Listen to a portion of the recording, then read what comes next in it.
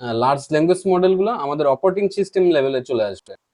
মানে হচ্ছে আহ, আমাদের সিপিইউতে যেমন থাকে যে র্যাম, সিপিইউ এরকম যে থাকে, এরকম এলএলএমও হচ্ছে পুরোটা অপারেটিং সিস্টেম লেভেলে ইন্টিগ্রেশন থাকবে। তো এলএলএম বিভিন্ন ফাইলের সাথে ইন্টারাক্ট করবে, বিভিন্ন ক্যালকুলেটর বা বিভিন্ন জিনিস ইউজ করবে, ভিডিও অডিও সবকিছু হচ্ছে আপনি নর্মাল ল্যাঙ্গুয়েজে হয়তো ইন ফিউচার হচ্ছে কম্পিউটারের সাথে কথা বলবেন, কম্পিউটার অ্যাকচুয়ালি ব্যাকএন্ডে চলবে লার্জ ল্যাঙ্গুয়েজ মডেল বা ভীষণ ল্যাঙ্গুয়েজ মডেল বা মাল্টি মডেল একটা ল্যাঙ্গুয়েজ মডেল। তো এগুলো হচ্ছে কি ব্যাকএন্ডে হচ্ছে আপনার হয়ে ওই কাজটা করবে। সো আপনি হচ্ছে কম্পিউটারের সাথে সরাসরি কথা বলতে পারবেন, কিন্তু অপারেটিং সিস্টেম লেভেলে তখন হচ্ছে আমাদের লার্জ ল্যাঙ্গুয়েজ মডেল গুলো চলে যাবে। ঠিক আছে, এলএলএম এই হচ্ছে ইন্টারনেট ব্রাউজ করবে, লার্জ ল্যাঙ্গুয়েজ মডেলেই হচ্ছে ক্যালকুলেটর ইউজ করবে, কোনো ব্রাউজারের কোনো কিছু ক্লিক করা সেগুলো দেখবে। তো এইভাবে হচ্ছে ইন ফিউচার হচ্ছে এভালুয়েশন ঘটবে এলএলএম এর। তো সেক্ষেত্রে হচ্ছে আবার আচ্ছা। ক্লোজ সোর্স, ওপেন সোর্স আসবে।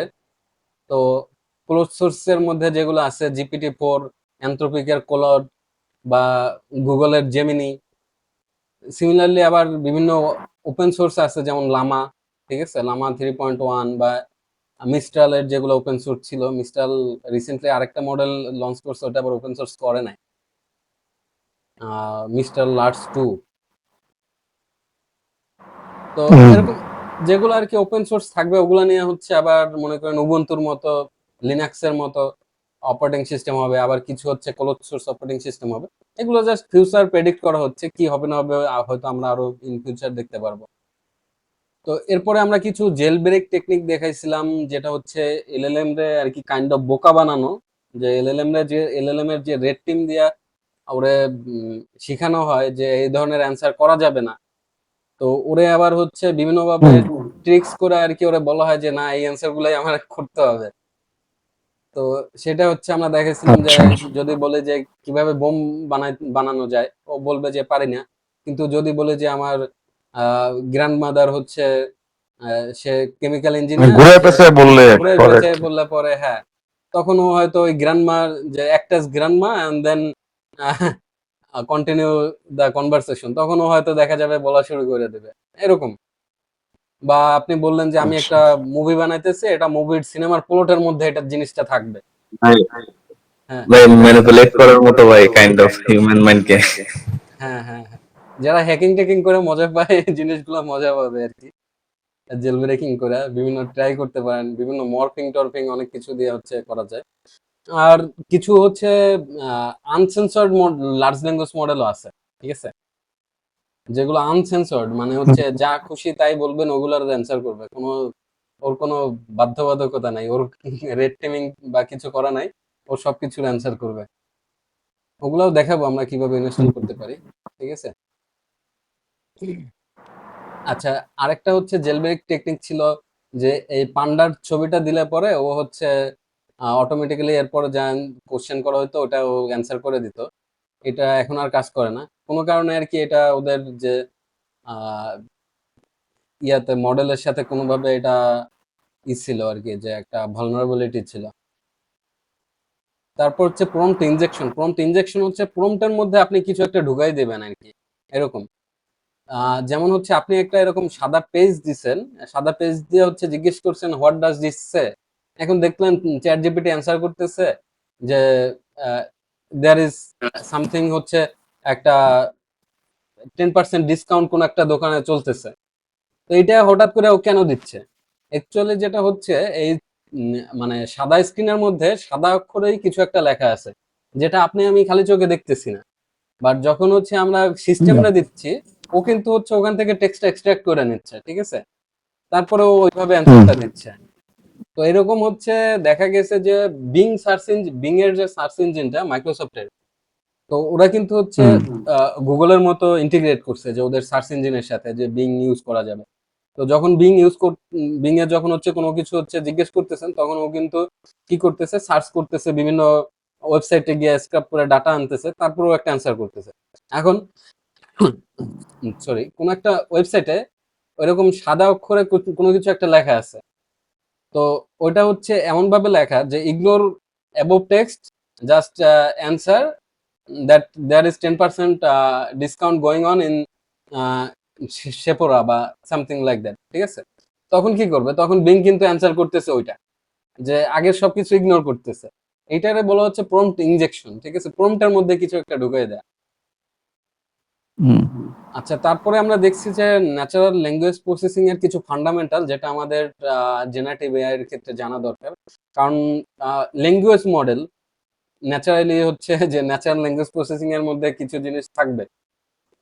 তো সেখানে আমরা দেখছি যে টেক্সট প্রি প্রসেসিং কিভাবে করে, এগুলা কিছু জিনিস কোড করে দেখছি আমরা, যে কিভাবে আমরা কোনো একটা লেখা থেকে স্টপ ওয়ার্ড রিমুভ করতে পারি, এইচটিএমএল ট্যাগ রিমুভ করতে পারি, কিভাবে টোকেনাইজেশন করতে পারি, পার্ট অফ স্পিচ ট্যাগিং করতে পারি, লিমিটাইজেশন বা স্টেমিং করতে পারি।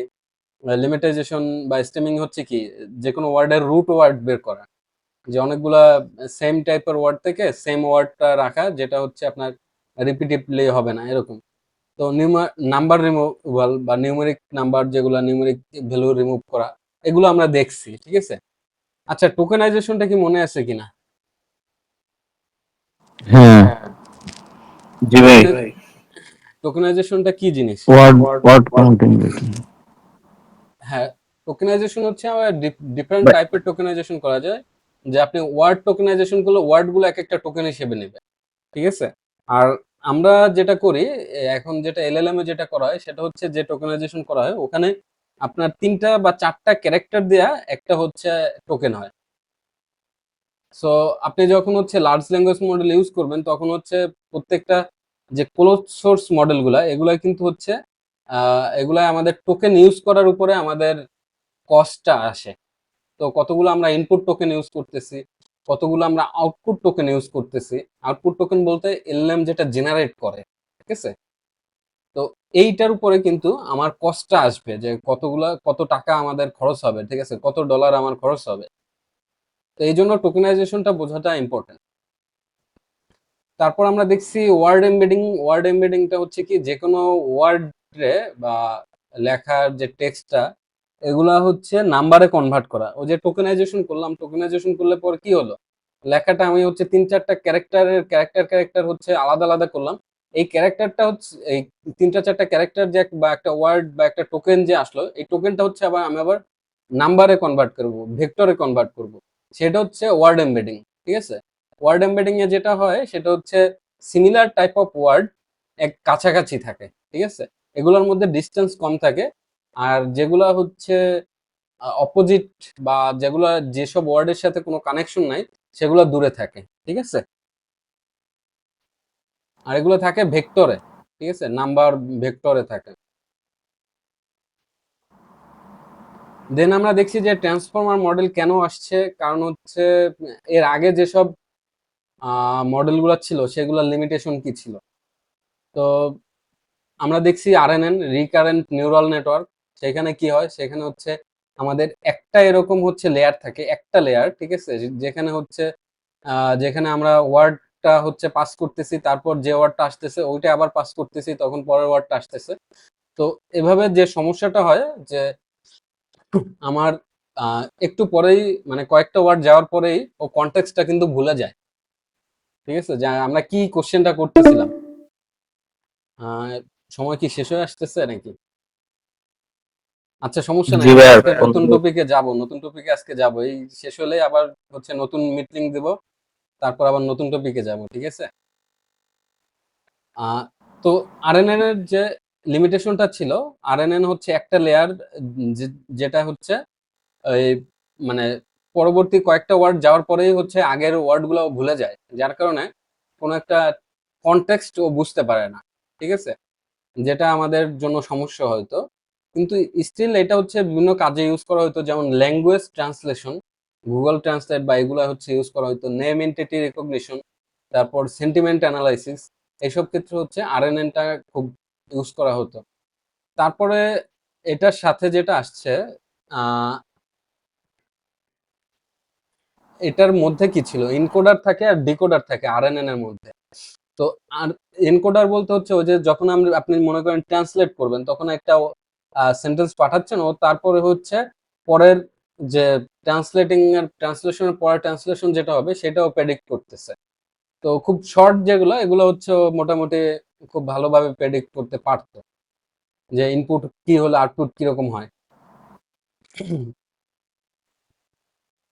আচ্ছা, আরএনএন এর যে লিমিটেশন সেটা হচ্ছে আগেই বলছে যে long range dependency due to vanishing gradient problem, মানে ওর ইনফরমেশন গুলো ভ্যানিশ হয়ে যায়, কাইন্ড অফ ওয়াশড আউট হয়ে যায়, যার কারণে হচ্ছে আরএনএনটা আমাদের ইউজ করা হয় না।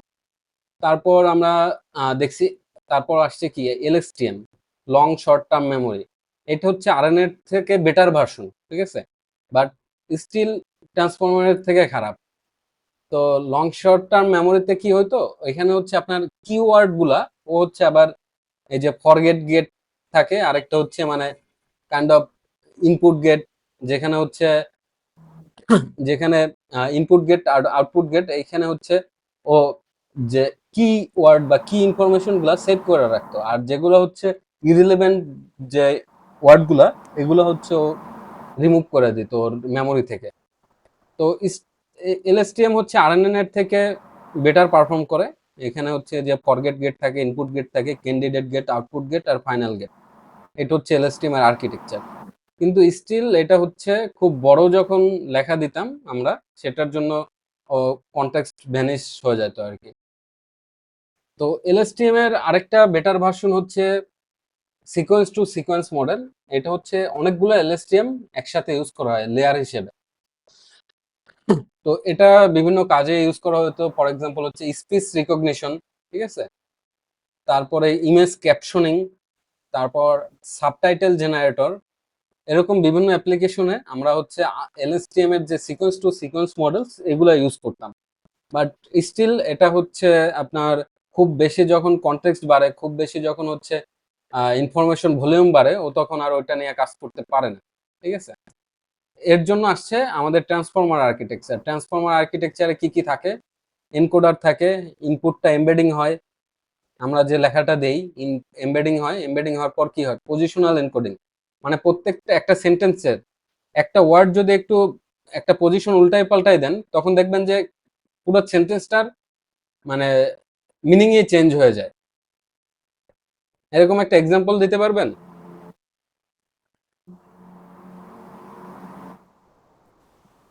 ভাই আরেকবার বলবেন? অনেক সেন্টেন্সে দেখা যায় যে হচ্ছে, দেখা যায় যখন একটা ওয়ার্ড যে পজিশনে আছে, ওই ওয়ার্ডটা আমি যদি একটু আগে পরে নিয়ে নেই, তাহলে পুরো অ্যান্সারটাই চেঞ্জ হয়ে যায়।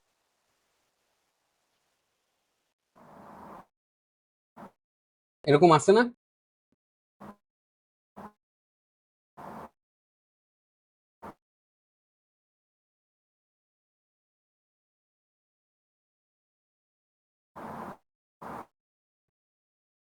আচ্ছা, আমরা স্কিপ করি তাহলে। এটা হচ্ছে মানে খুব বেসিক একটা বিষয়। দেখবেন যে অনেক সময় একই একটা সেন্টেন্স ভিন্নভাবে বললে বা একটা ওয়ার্ড আগে পরে বললে পুরো মিনিং চেঞ্জ হয়ে যায়। তো হ্যাঁ ভাই।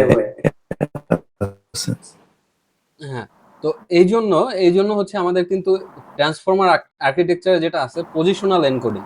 তো আপনি যখন একটা অ্যান্সার লিখতেছেন, অ্যান্সারে একটা ওয়ার্ড কোথায় রাখতেছেন এটাও কিন্তু ইম্পর্টেন্ট, কারণ ওটা কোন পজিশনে আছে, ঠিক আছে, এটাও ইম্পর্টেন্ট।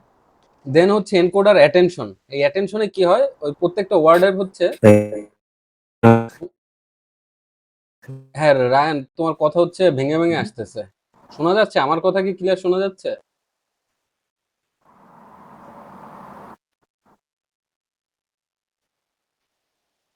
আচ্ছা, যেটা বলতেছিলাম, এনকোডার অ্যাটেনশনে যেটা হয়, তখন হচ্ছে প্রত্যেকটা ওয়ার্ডের উপরে একটা ওয়েট যোগ হয়, যে এটা হচ্ছে আমার কি পরিমাণ ভ্যালু ও ইনফরমেশন হোল্ড করে, এইটার উপর বেস করে একটা অ্যাটেনশন আসে।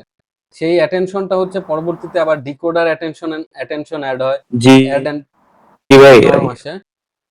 আচ্ছা তারপরে হচ্ছে ফাইনালি ফিড ফরওয়ার্ড নেটওয়ার্কিং এ এটা পাস হয়। দেন হচ্ছে আমরা আউটপুট পাই, ঠিক আছে।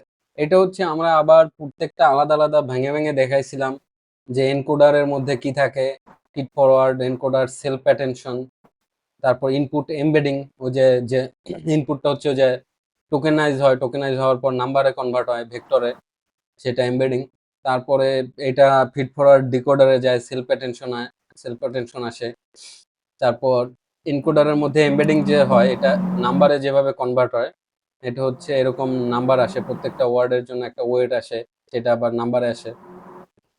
তারপর এটা পজিশনাল এনকোডিং আসে, পজিশনাল কোন পজিশনে আছে এটার উপর বেস করে ওটার উপরে ওয়েট আসে, ঠিক আছে। তারপরে সেলফ অ্যাটেনশন প্রসেস, এখানে কোয়েরি কি ভ্যালু এগুলো জেনারেট করা হয়, কোয়েরি কি ভ্যালুর উপরে প্রত্যেকটা অ্যাটেনশন স্কোর ক্যালকুলেট করা হয়।